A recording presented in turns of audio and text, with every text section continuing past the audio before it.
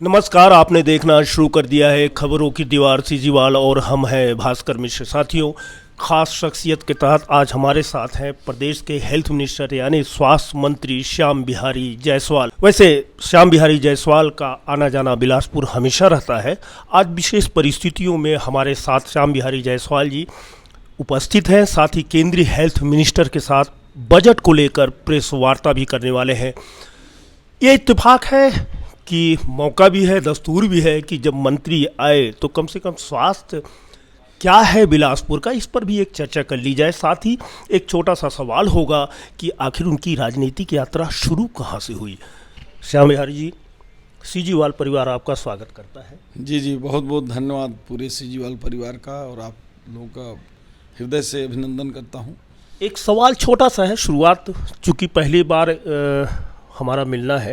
राजनीति यात्रा आपकी जो शुरू हुई, ये इत्तेफाक थी या सुनियोजित तरीके से आप इस रास्ते पर चलते रहे? ये हमारा जो राजनीतिक यात्रा है ये इत्तेफाक ही है, क्योंकि हमारे परिवार में कोई ऐसा बड़ा पॉलिटिकल बैकग्राउंड किसी का नहीं रहा है। ना तो मेरी इच्छा, मैं कभी जीवन में सोचा भी नहीं था, ना मेरा हॉबी था कि पॉलिटिक्स में जाऊं। चूँकि ऐसे ही मजाक में राजनीति में आ गए। राजनीति भी मजाक होती है क्या? क्या बात कर रहे हैं?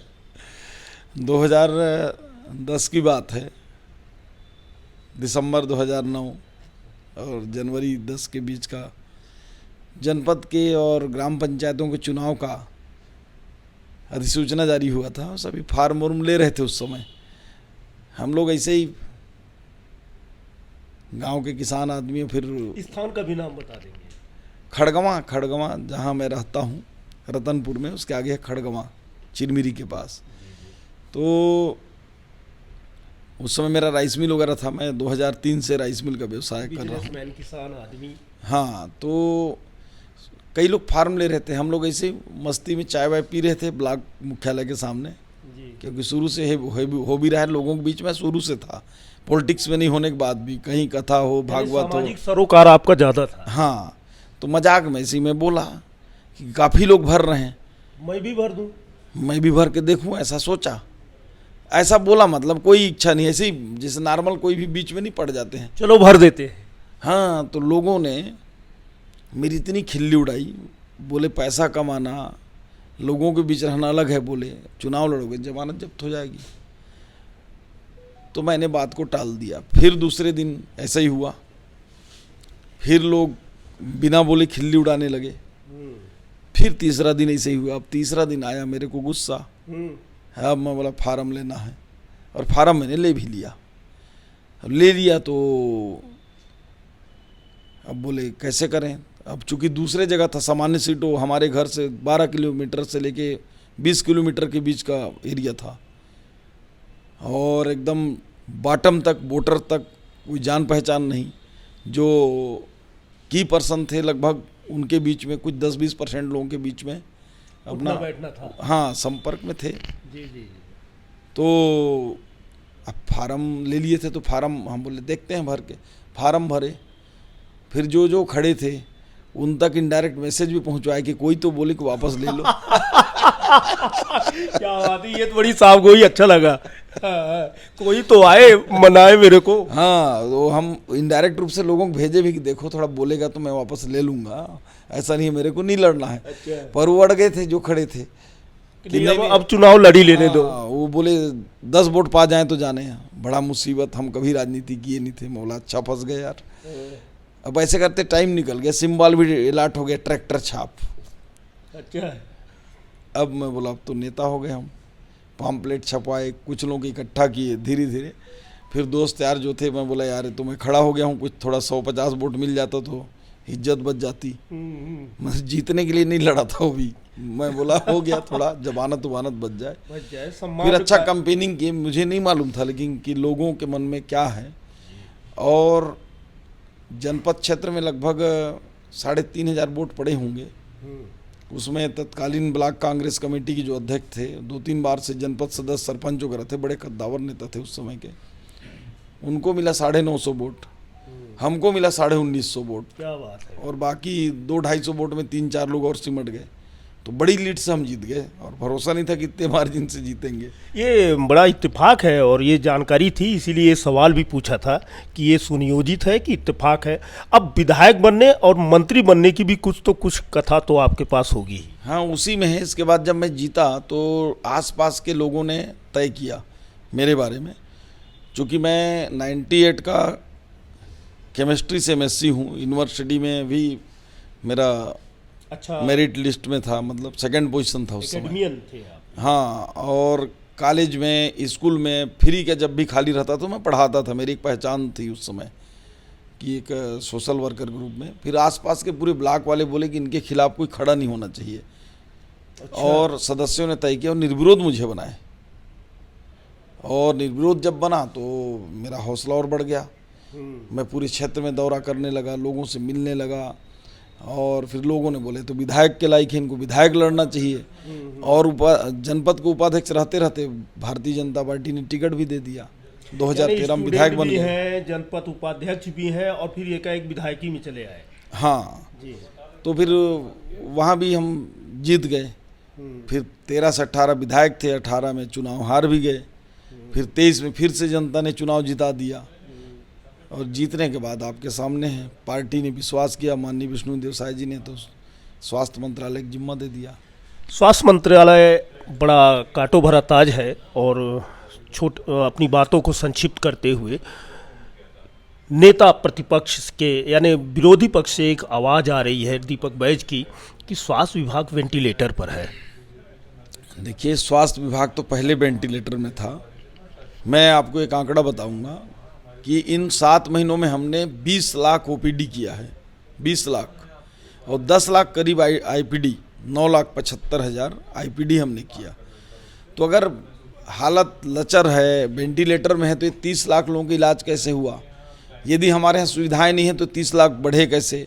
पिछले किसी भी कार्यकाल में कांग्रेस के जो आंकड़े हैं उससे हमारा 1.5 गुना आईपीडी ओपीडी है। मलेरिया, डेंगू, जितना ये लोग पूरे टाइफाइड, हैजा जो ये बात करते हैं, किसी भी आंकड़े में हम उनसे पीछे ही हैं। ज़्यादा कि कम? नहीं, चाहे मृत्यु डेथ हुई हो उसमें उनसे कम है, उनसे ज़्यादा हमारा नहीं है। किसी भी साल को उनका तुलना करें, जो टेस्ट का आंकड़ा है उनसे हम 2 गुना 2.5 गुना ज़्यादा हमने टेस्ट किया है। जो पेशेंट की संख्या है उनसे कम है। हमने तो कई ऐसे काम किए हैं। बस्तर क्षेत्र में जाकर देखिए, इस बरसात में हमारे स्वास्थ्य वर्कर नदी को नाव में पार करके जा रहे हैं, ब्लड टेस्ट कर रहे हैं, लोगों को अवेयरनेस कर रहे हैं, लोगों को दवाइयाँ दे रहे हैं। बीजापुर में मलेरिया से कुछ लोगों की मौत की खबर आई, मैंने तत्काल वहाँ गया, पोटा केबिन में मिला, गया, बच्चों से मिला, मरीजों से मिला। डॉक्टरों की कमी है मंत्री जी, दीपक बैज का ये आरोप है। कल रात को ही हमने 535 डॉक्टर का बांड पोस्टिंग कर दिया है, और दीपक जी को बता दीजिएगा उनके बस्तर में भी हम करीब 71 डॉक्टर भेजे हैं बस्तर संभाग में। और ये थे तो क्या कर रहे थे, इनको अभी याद आ रही डॉक्टर की। एक सवाल और भी है, जिस जिले में बैठे हैं, जिस स्थान पर आप इस समय मौजूद हैं, यहाँ चंद कदम दूर एक सिम्स अस्पताल है। सिम्स अस्पताल की स्थिति बद से बदतर है और आप उसको सुधार नहीं पा रहे हैं, तो प्रदेश की स्वास्थ्य व्यवस्था को कैसे सुधारेंगे? या यहाँ पानी भर गया है?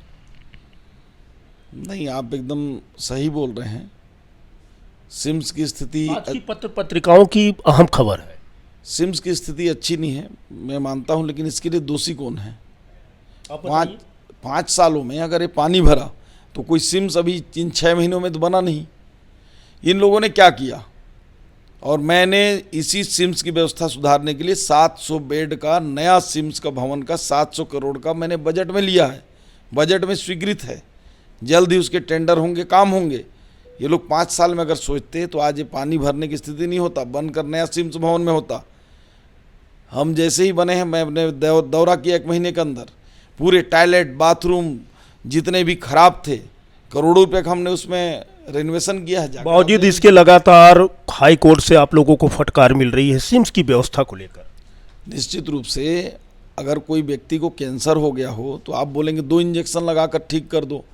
ये तो 5 साल तक कुछ किए नहीं, 2.5 साल का मुख्यमंत्री का खेल खेलते रहे। जाकर देखिए, पहले और अब में सिम्स की व्यवस्थाओं में अंतर है, परंतु मैं भी अभी तक संतुष्ट नहीं हूँ सिम्स के। इसीलिए मैंने 700 करोड़ का भवन के लिए मुख्यमंत्री जी से मांग किया था। आज की परिस्थितियों में क्या कहेंगे सिम्स के लिए, क्योंकि पानी भर गया है सब जगह? देखिए, पानी भरा है तो कोई आज का नहीं है, बहुत पुरानी बिल्डिंग भी है। पिछला सरकार ने 5 सालों में उसमें कुछ किया नहीं। उसके लिए हम प्रयास कर रहे हैं कि वैकल्पिक रूप से अभी जो 2-3-4 साल नया भवन बनने में लगेंगे उसको कैसे अच्छा कर सकते हैं, और अभी की स्थिति में जितने भी हमारे पास संसाधन उपलब्ध हैं उससे हम बेहतर करने का प्रयास कर रहे हैं। टायर पंचर हो गई है डबल इंजन सरकार की, यह भी एक विपक्ष में आरोप आ रहा है। अब विपक्ष उठते बात कर लेंगे। विपक्ष के पास अब कोई काम नहीं है तो कुछ वो स्लोगन देंगे, बात करेंगे। जिले में डायरिया और मलेरिया की स्थिति बहुत ही संक्रामक है और आप कह रहे हैं कि स्वास्थ्य व्यवस्था बहुत अच्छी है। देखिए, मलेरिया और डायरिया प्रतिवर्ष होते हैं, ये मौसमी बीमारियां हैं, परंतु बीमारी होने के बाद उसको कंट्रोल करना सरकार की जिम्मेदारी होती है। हमने पूरी तरह से कंट्रोल किया है, रैपिड एक्शन टीम हमारा बना हुआ है।